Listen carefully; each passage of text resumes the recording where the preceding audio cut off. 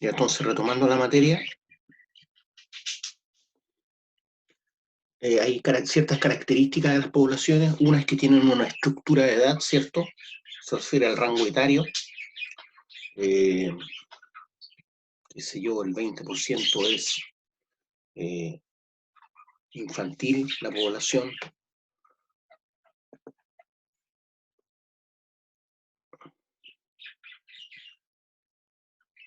¿Se entiende?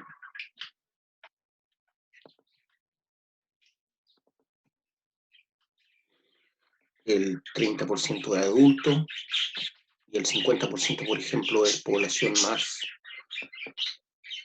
anciana. ¿Ya? A eso me refiero. Ese es el rango etario. Tienen una estructura de edad que se mantiene más o menos igual durante el tiempo cuando hay un equilibrio en el ecosistema y esa comunidad ha alcanzado el nivel clímax. Hay una cierta densidad de la población. Esas son características de las poblaciones. Presentan una tasa de natalidad, de mortalidad y de crecimiento. Esas son características de cada población, tasa de natalidad, de mortalidad y de crecimiento. Por ejemplo, hoy la tasa de mortalidad, por lo que hemos visto en las noticias, ha aumentado, ¿cierto?, debido al coronavirus en la especie, en nosotros, los seres humanos. Hay una distribución en el espacio y en el tiempo, ¿ya? Una distribución de la población en el espacio y en el tiempo. Va cambiando, es dinámica, ¿cierto? Las poblaciones son dinámicas en el tiempo, igual que las comunidades, porque se ven afectadas por los patrones ambientales. Responden de una manera propia frente a la competencia, a la depredación y otras presiones. Entonces, la densidad se refiere al número de individuos por unidad de superficie. Eso es lo que le llamamos densidad absoluta. Pero la que es realmente aprovechable para vivir, por ejemplo, en nuestro país, no toda la superficie de Chile es aprovechable para vivir. Tendríamos que dejar a un lado la superficie donde están los campos de hielo sur, el desierto de Atacama y otras zonas que no se puede vivir, sobre los 3.000 metros de altura en la cordillera. Entonces, cuando uno divide el espacio real por el número de habitantes, ahí tiene realmente la densidad ecológica, la densidad ecológica. Número de individuos por unidad de superficie que realmente es aprovechable para vivir. La distribución puede ser aleatoria, ¿cierto? O uniformemente en agregados, ¿ya? Pueden estar conformadas, ¿cierto? En el caso de los seres humanos, antes de la llegada de los españoles, era aleatoria, pero además habían agregados en ciudades, en tribus, en pueblos, ¿cierto? De las etnias nativas. Lo mismo ocurre con los animales y con la flora.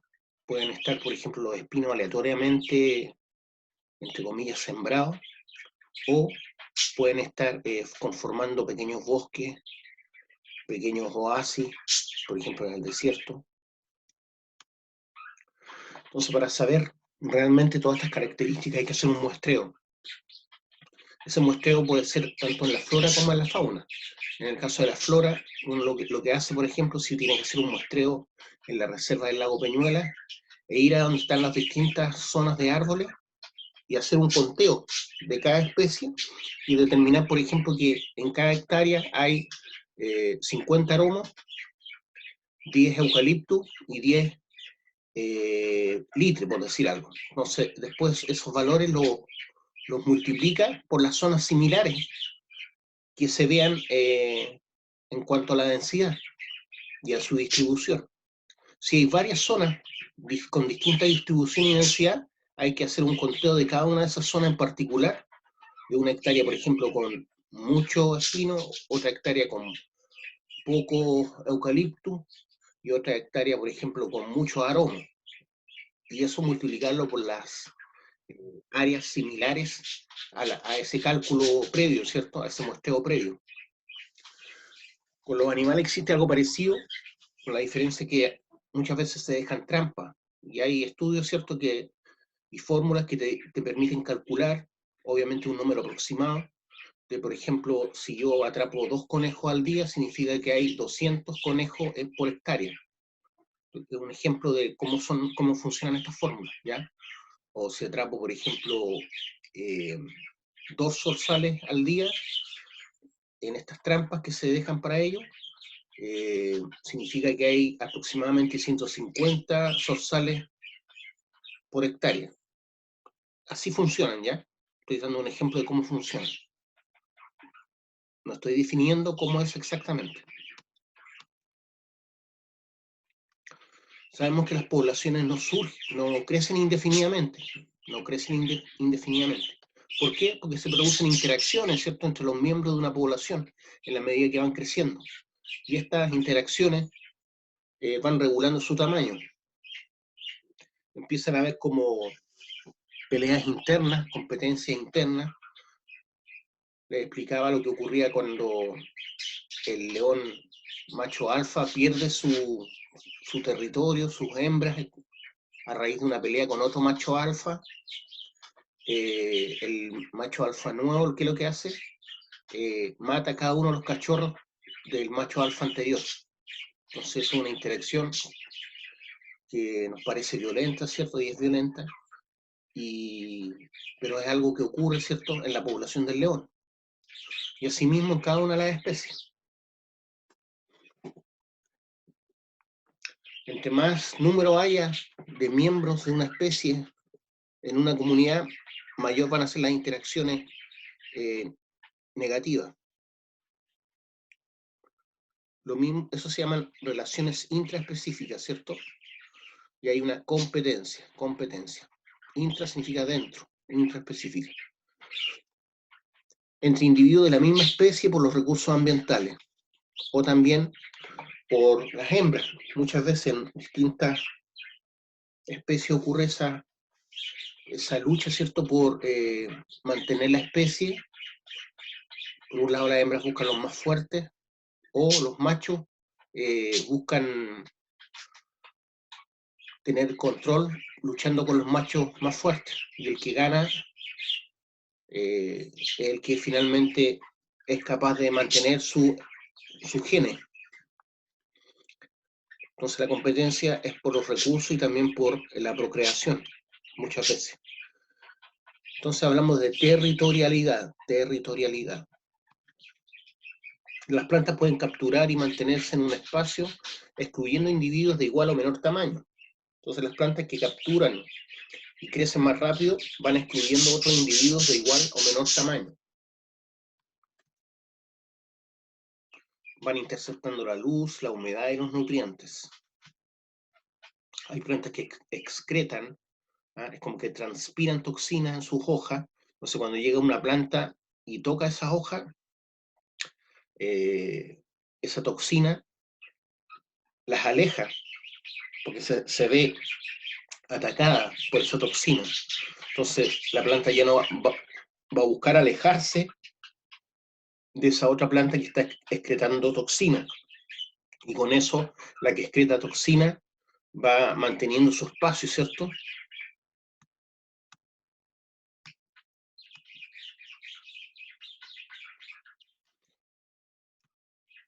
También existen relaciones, ¿cierto?, entre las especies o entre las poblaciones.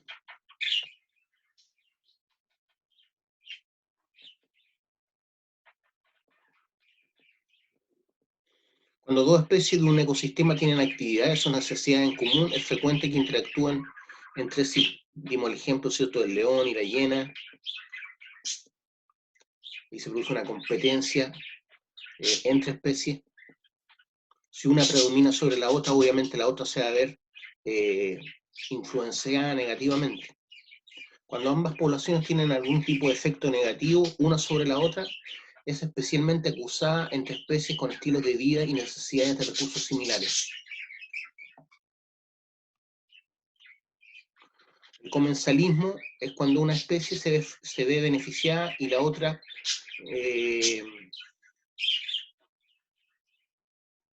no le afecta. Una especie se ve beneficiada al vivir con otra, pero la otra no le afecta. se produce cuando una especie se beneficia y la otra no se ve afectada, ¿ya? Digo el ejemplo de las lapas y las ballenas, o de las rémulas con los tiburones. Hay una relación que es parecida,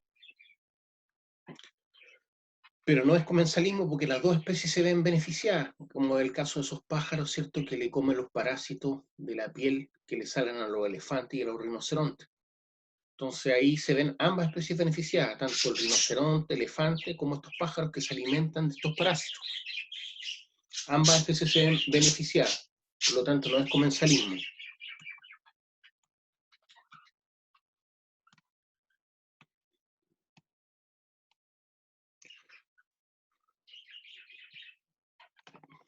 ¿Qué es lo que es una comunidad?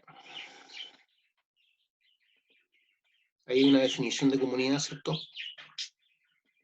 Es un ensamblaje de organismos producidos de manera natural que comparten un mismo ambiente y hábitat y que interactúan directa o indirectamente los unos con los otros. ¿Por qué indirectamente? Porque si una especie empieza a predominar sobre la otra o la hace desaparecer dentro de la cadena trófica, esa también va a interactuar sobre otras, ya esa que desapareció o que disminuyó. Por ejemplo, lo que ocurrió con la pesca, ¿cierto? Poco controlada de los recursos marinos, en donde hoy en día prácticamente no existen merluzas y otros peces que antes existían en la época de sus padres, o se encuentran muy poco. Lo mismo, ¿qué pasó? En la pesca de arrastre arrastran también tiburones, y esos tiburones eran el último eslabón de la cadena trófica, que era el único depredador de la jibia, ¿cierto?, de estos calamares gigantes. Y hoy en día, como hay menos tiburones debido a esta pesca de arrastre, se han multiplicado de sobremanera las jibias. Por eso hoy en día se pesca mucha jibia. Y esa jibia se alimenta de peces. Entonces, ha disminuido por un lado por la sobrepoblación de la jibia y la pesca excesiva. Entonces, dentro de una comunidad dijimos que habían especies que eran autótrofas y otras heterótrofas. Hay estructura biológica dentro de una comunidad, que puede ser dominancia a través del número de ejemplares, mayor biomasa, van adelantando y acaparando mayor espacio, mayor contribución al flujo de energía o al ciclo de nutrientes. También hay diversidad, y eso tiene que ver con el número de especies que cohabiten en un mismo hábitat. ¿Ya? Entre mayor número de especies, mayor diversidad. Hay abundancia relativa respecto de otras especies. En el caso de la flora tenemos una estructura física que puede ser vertical o horizontal. Cuando es estructura horizontal hablamos de parches, ¿ya? Parches de aromos, parches de eucaliptus. Desde lejos se ve como una alfombra, ¿cierto? Pero se habla de parches. Y podemos decir que la densidad de esos parches, haciendo un muestreo, es de, por ejemplo, 20 aromos por cada 100 metros cuadrados, o 200 aromos por cada hectárea. Entonces, de esa forma uno va pudiendo saber cuántos individuos hay de una misma especie. Estructura vertical se refiere a cómo van creciendo las plantas, ¿cierto? Crecen también en distintos niveles. Hay árboles pequeños, medianos y otros grandes. Es una estructura física. Hablamos de la zonación, que eran transiciones graduales, difíciles de definir los límites entre las comunidades. Hablamos del borde y el ecotono. El borde tiene que ver con el lugar donde se encuentran dos o más comunidades, ¿ya? No es un límite así como los límites de los países, ¿ya? Están más bien solapados uno sobre el otro. Por eso también se habla en esa zona de solapamiento, donde cohabitan dos o más comunidades, pueden ser 2, 3, 4, el ecotono, área de solapamiento de dos comunidades, ¿ya? Le hice un dibujo, ¿cierto?, donde se podía entender que lo que es el área de solapamiento, ¿ya? Es donde está terminando un ecosistema y está comenzando otro. Por lo tanto, nos podemos encontrar con los individuos de una comunidad y con los individuos de otra comunidad.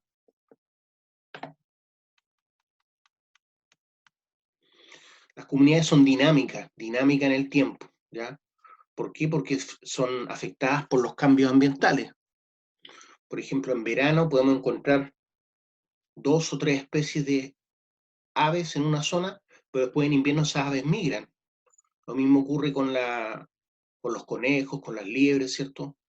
Va a depender de la abundancia de su alimento que exista dado esa estación o dado ese año de lluvia o no lluvia, dependiendo de cuántos pastizales hayan. Entonces las estructuras de las comunidades son dinámicas en el tiempo.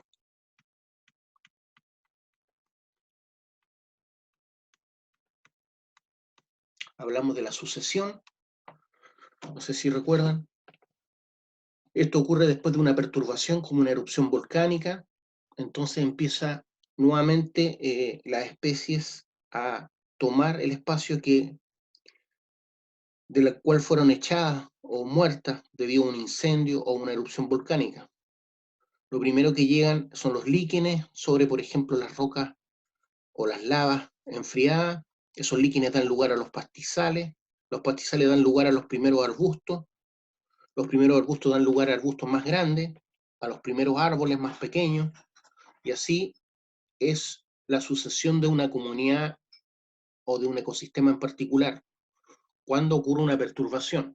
Entonces hablamos de especies tempranas y especies tardías. Estas especies tempranas pueden tener una fauna determinada, pero una vez que llegan las especies tardías, la fauna puede cambiar. No necesariamente están la misma fauna, ¿ya? Y todo eso tiene que ver con la sucesión.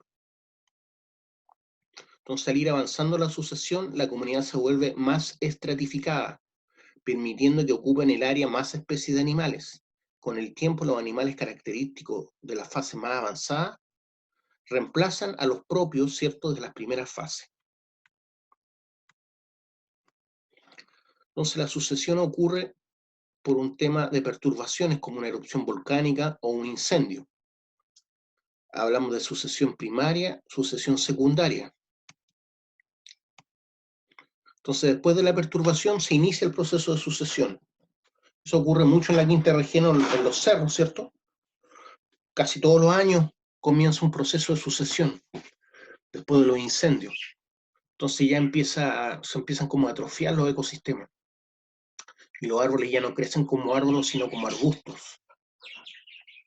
Con el tiempo el ecosistema llega a su estado clímax, estado óptimo dadas las condiciones del medio, en el que todo cambio ulterior se produce muy lentamente y el emplazamiento queda dominado por especies de larga vida y muy competitivas. Ahí se está refiriendo en general a la flora, ¿cierto? Y el emplazamiento queda dominado por especies de larga vida y muy competitivas. Hay vegetación que es tolerante a estos cambios, ¿cierto? A los incendios, a las erupciones volcánicas. Entonces, ella va a ser la primera o en mantenerse, dependiendo de cómo sea la perturbación, el nivel, la intensidad de la perturbación, o va a ser la primera en llegar a habitar nuevamente esta zona. La vegetación tolerante a las condiciones ambientales autoimpuestas.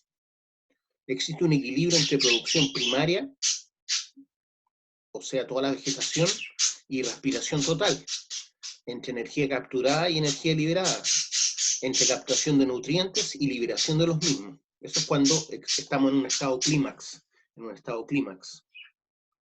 Comunidad con amplia diversidad de especies, son características del estado clímax. Una estructura espacial desarrollada y cadenas alimenticias complejas. Cada individuo es reemplazado por otro del mismo tipo. La composición promedio de especies alcanza su equilibrio. ¿Ya? Estamos hablando de características del estado clímax. Los ecosistemas se mantienen en funcionamiento no solo por el flujo de la energía, sino también por la circulación de los materiales. ¿Ya? Acuérdense que la energía no se pierde, se va transformando. ¿Ya? Va cambiando, pero no hay una pérdida de energía.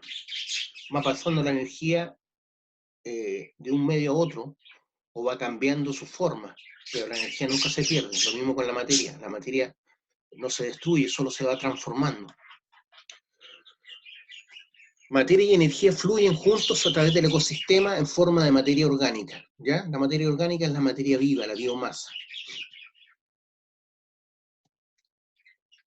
El flujo de energía en los ecosistemas. ¿Cómo se fija la energía? La energía se fija a través de la materia orgánica, ¿cierto? Y la primera etapa de fijación de energía es la producción primaria, que son básicamente las flores, los vegetales. Entonces la energía del sol es fijada en la producción primaria, en los pastizales, en los árboles. La producción primaria bruta, ¿qué es lo que es? Cantidad total de energía fijada por las plantas. Producción primaria neta, cantidad de energía que queda después de ser cubierta las necesidades respiratorias de las plantas. Y esa es la cantidad de energía que es traspasada, por ejemplo, a los animales vegetarianos. Esa materia orgánica es la que alimenta, por ejemplo, a las vacas, dependiendo de donde estemos, ¿cierto? En general a los animales vegetarianos. Biomasa en gramos por metro cuadrado, uno la puede medir, ¿cierto? Simplemente tiene que hacer un pesaje, ¿cierto? De cuánta masa hay, por ejemplo, por cada 10 metros cuadrados. ¿Ya? Corta el pasto superficial y se da cuenta de que hay cada 10 metros cuadrados, o sea, cada 3,3 por 3,3, hay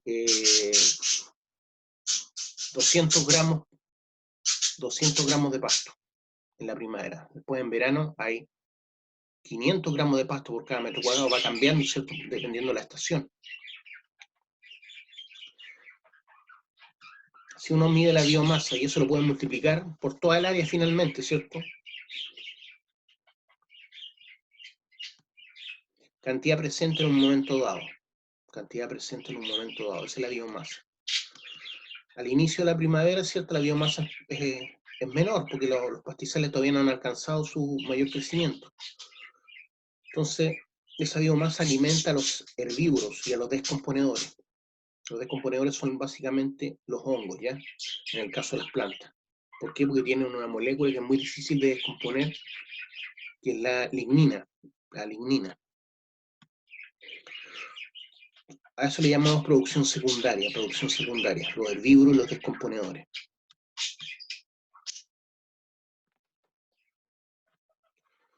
¿Qué camino sigue la energía a través de un ecosistema? Básicamente son las cadenas tróficas y las redes tróficas, ¿ya? Es el camino que sigue la energía y la materia a través de los ecosistemas. Cuando hablamos de cadenas tróficas, nos referimos a una línea, ¿cierto? A una línea conductora, ¿cierto? Desde la producción primaria, que en este caso podría ser un trigo, o una cebada, que alimenta a la oruga, a su vez la langosta se alimenta de la oruga, la langosta produce alimento para la loica, por ejemplo, y la loica es alimento para el peuco, en Chile. Pero no termina ahí, ¿cierto? Hay una interconexión de cadenas tróficas. Por lo tanto, a esa interconexión de cadenas tróficas le llamábamos redes tróficas. ¿Ya? Vemos que la oruga no era el único animal que se alimentaba de los pastizales o del trigo, sino también, por ejemplo, el ratón de campo. ¿Ya? Y el ratón de campo también es alimento para el gato y la loica también es alimento para el gato. A su vez, la rana se alimenta de la langosta y la serpiente de la rana. Y si estamos hablando de un ave rapaz, también esta se alimenta de la serpiente, ¿ya? Entonces tenemos una red trófica. Cuando uno de estos eslabones se ve mermado o disminuido, afecta a toda la cadena trófica, toda la red trófica, ¿ya? Porque es una comunidad interdependiente, directa o indirectamente, como dijimos. ¿Qué sucede con la energía a través de las tramas tróficas? Bueno, la energía se va perdiendo, ¿cierto? Los vegetales capturan el 100% de la energía solar, pero parte de esa energía que capturaron se va disipando, por lo tanto no pasan un 100% a los herbívoros, ¿ya? Los herbívoros aprovecharán el 70% de la energía capturada originalmente. A su vez, los herbívoros van gastando parte de esa energía en su metabolismo, en su diario vivir. Parte de esa energía también se disipa en forma de calor. Entonces, la energía que fue originalmente capturada por los vegetales pasa en un 30% a los carnívoros, al carnívoro primario, pero también hay carnívoros secundarios. Por lo tanto, este carnívoro secundario realmente está absorbiendo un 15, un 10% al comerse un carnívoro primario, ¿ya? Por eso tiende a comer más también, ¿ya? A cazar más, necesita más energía, puesto que no absorbió un gran porcentaje de la energía original capturada por las plantas desde el sol. A su vez, estos carnívoros al morir, ¿cierto?, van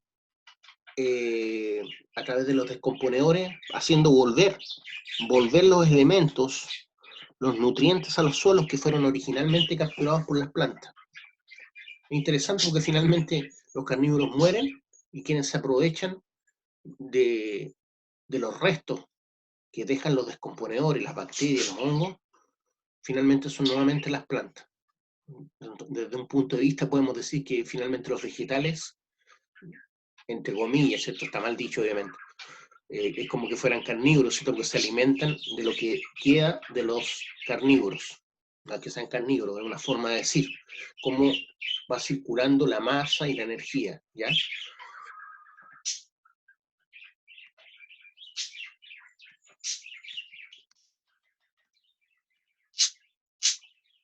Entonces hablamos de pirámides ecológicas, por ejemplo, 8.700 kilogramos de alfalfa, 8.700 kilogramos de alfalfa son capaces de alimentar durante la vida de la vaca una vaca de 1.000 kilos, ¿ya? Una vaca de 1.000 kilos durante su vida come aproximadamente 8.700 kilogramos de alfalfa.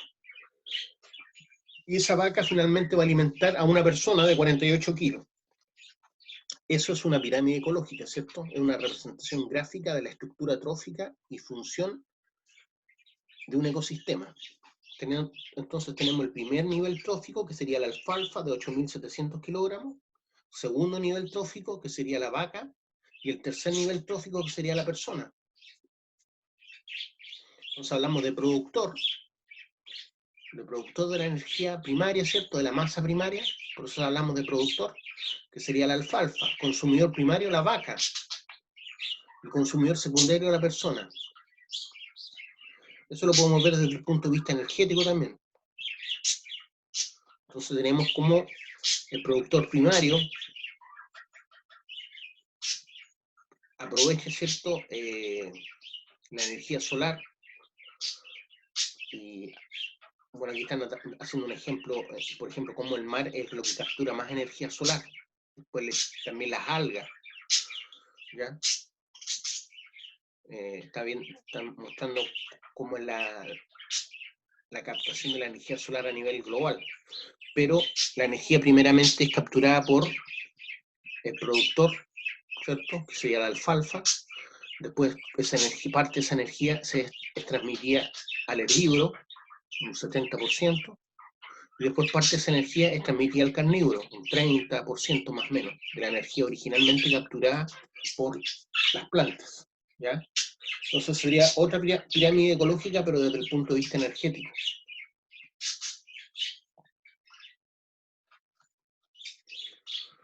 Entonces tenemos varios ciclos naturales, ¿cierto?, en los ecosistemas. Los diferentes elementos químicos pasan del suelo, el agua o el aire a los organismos y de unos seres vivos a otros, hasta que nuevamente vuelven cerrándose el ciclo, o al suelo, o al agua, o al aire. Entonces esos son los distintos ciclos biogeoquímicos. Tenemos el ciclo energético, ¿cierto? Tenemos el ciclo del agua, el ciclo del oxígeno, el ciclo del nitrógeno, el ciclo del carbono y el ciclo del fósforo. En los suelos es fundamental el nitrógeno, el carbono y el fósforo para la vida vegetal. Ciclos biogeoquímicos. Entonces, esos ciclos biogeoquímicos pueden ser ciclo gaseoso, ¿cierto? Como el del CO2, ¿ah? Se transforma en oxígeno y el carbono es fijado en la estructura de las plantas. Y también tenemos biogeoquímicos sedimentarios, como en el caso de las rocas. Los sedimentos finalmente van formando estratos, ¿cierto? Esos estratos van profundizando en el tiempo y debido a las presiones van formando rocas sedimentarias, van profundizando en el tiempo, esas rocas sedimentarias se empiezan a encontrar con magmas cercanos y se transforman en rocas metamórficas. Y esas rocas metamórficas siguen profundizando en el tiempo hasta derretirse por completo, ¿cierto? Y se transforman en magma. Y ese magma nuevamente vuelve a la superficie. Entonces, ese sería el ciclo de las rocas. El ciclo de las rocas. Suelo, rocas, minerales. El ciclo del agua es muy parecido, es más conocido. La radiación solar produce evaporación en los mares, en los lagos. Esa agua en forma gaseosa va siendo transportada por el aire o por la atmósfera. Finalmente llega al interior de los continentes. Llega al interior de los continentes y hay una acumulación de esta agua en forma de nubes, ¿cierto? Dadas las condiciones de presión, va a llover y esa lluvia puede ser, esa precipitación puede ser en forma de agua o en forma de nieve, dependiendo a qué altura se encuentre. Si está abajo o sobre la isoterma cero, ¿cierto? Entonces la lluvia viene a ser agua subterránea o agua de escorrentía, como los ríos, que es aprovechada por los distintos organismos, los distintos seres vivos, los distintos ecosistemas durante el verano. Y las aguas nieve que se derriten en verano, o parte de ellas, van permitiendo que siga habiendo agua en verano, ¿cierto? Como agua subterránea o aguas superficiales, que siguen permitiendo la vida animal y de nosotros. ¿Qué tal? Primeramente, animal y la de nosotros. Y finalmente esa agua vuelve, ¿cierto?, a los mares o a los lagos, donde es nuevamente evaporada y comienza el ciclo.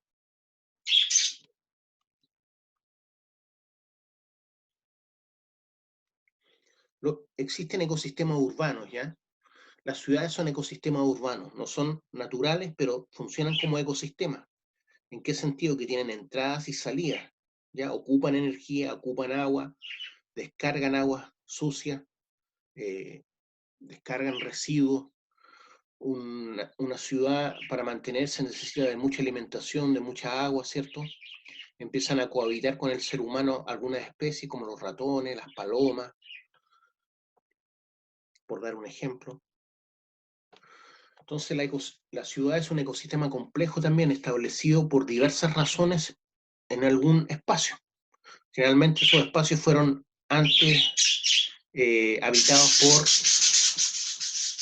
los nativos, ¿cierto? Porque había agua cerca, porque había lugar agradable para plantar, para vivir, como por ejemplo la cuenca de Santiago, ¿cierto? El Valle de Santiago, que está rodeado de dos ríos, el río Maipo y el río Mapocho.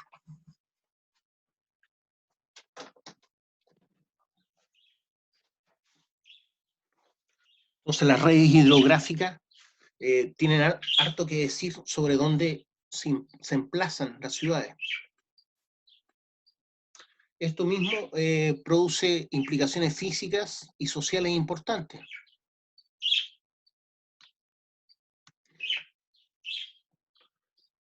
Vamos a ver otro PowerPoint ahora.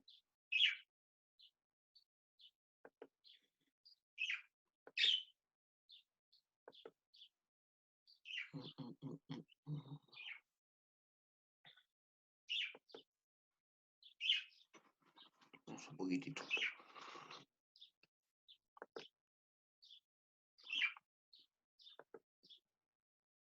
Un poquitito.